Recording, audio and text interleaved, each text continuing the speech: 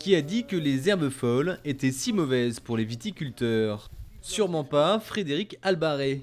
Il fait partie d'un groupement de viticulteurs bio qui ont décidé au contraire d'en semer dans leurs vignes. La grande différence par rapport à la culture de la vigne il y a 2-3 ans, c'est qu'on ne laboure plus les sols, on les sème. Voilà.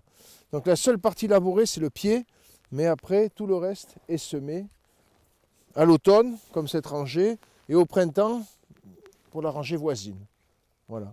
Donc on essaye d'intervenir mécaniquement sur le sol le moins possible. Quasiment plus de labour pour préserver le sol. Il faut dire qu'ici, sur l'aire de l'AOP Faugère, la terre se fait rare. L'enherbement serait donc bénéfique. Ce qui est attendu, c'est un rendu de végétal qui sera couché au printemps et qui protégera les sols tout l'été des rayons ultraviolets qui détériorent la matière organique et l'humus. Voilà. Donc plus le couvert sera important, plus en fait il aura un effet très protecteur pour le sol. Pour mieux comprendre les interactions entre les vignes et les différents types d'enherbement, un protocole de suivi a été mis en place par des scientifiques de l'INRA. Donc aujourd'hui, on fait les pesées de bois de taille sur les parcelles de vignes qu'on va suivre, sur les placettes. Et donc on compte les sarments, on les taille et on les pèse. Ça nous donne un état de la vigueur de la vigne. Les enherbements peuvent rendre plusieurs services. Ici, on a semé de la veste pour un effet engrais vert et apporter de l'azote à la vigne. Donc là, c'est pour un soutien à la vigueur et à la fertilité des sols. Un des services les plus attendus serait de permettre de réduire l'usage de produits chimiques utilisés en agriculture biologique. Un peu de soufre, un peu de cuivre, mais on espère que les plantes seront de plus en plus résistantes au mildiou, par exemple. Et donc, en moyenne, on le traite, c'est pas une région quand même où il y a des gros risques d'attaque de mildiou, mais on le traite en moyenne 2-3 fois par an.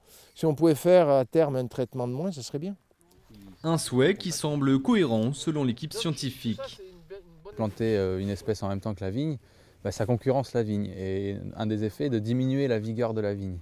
Et ce qui fait que du coup la vigne va produire moins de feuilles, moins de rameaux, du moins en moins dense, moins grande quantité.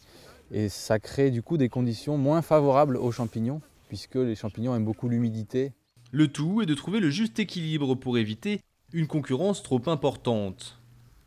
Un effort de recherche accompagné par le syndicat mixte des vallées de l'Orbe et du Libron, dans le but de réduire les pollutions, notamment en zone prioritaire. Là, on est sur une zone prioritaire parce qu'en aval, on a des captages qui sont classés prioritaires au niveau du ministère parce qu'ils ont régulièrement des traces de pesticides et que ces captages servent quand même à distribuer l'eau potable. Yanis accompagne les viticulteurs qui désirent faire évoluer leurs pratiques agricoles et préserver la ressource en eau. L'enherbement pourrait bien devenir une consigne systématique. Donc pour nous, ça fait partie des expériences pilotes intéressantes à suivre et voir si nous, on peut s'en servir comme exemple et pas le généraliser, mais le développer à l'échelle du territoire. Parce que l'herbe dans la vigne, c'est améliorer le ruissellement, améliorer la dégradation des molécules, etc. Donc c'est vraiment porteur d'espoir. Yanis nous permet de rencontrer un viticulteur qui produit en raisonnée. Depuis peu, lui aussi laisse certaines parcelles enherbées, non pas un rang sur 2, mais un rang sur 4. Un effort intellectuel déjà considérable pour ce viticulteur qui remet en question le savoir-faire de la famille. Personnellement, je n'aime pas avoir les vignes envahies, j'aime bien que ce soit à peu près propre, sans aller... par contre, je suis absolument contre les paysages lunaires qu'on a connus. Mais dans ma gestion, un petit peu de désherbant m'est important. Un rang sur 4 va permettre de réduire de 25% l'usage des herbicides. Une mesure agro-environnementale récompensée par des aides financières.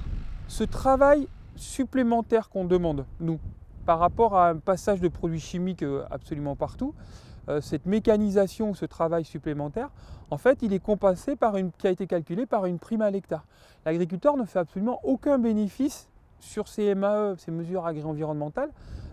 Elles sont juste là pour compenser un travail supplémentaire. En fonction des engagements, les aides peuvent monter jusqu'à 400 € par hectare et par an pendant 5 ans. Une incitation qui porte ses fruits selon Yanis. Le nombre de viticulteurs engagés dans ces mesures agro-environnementales serait en très nette augmentation.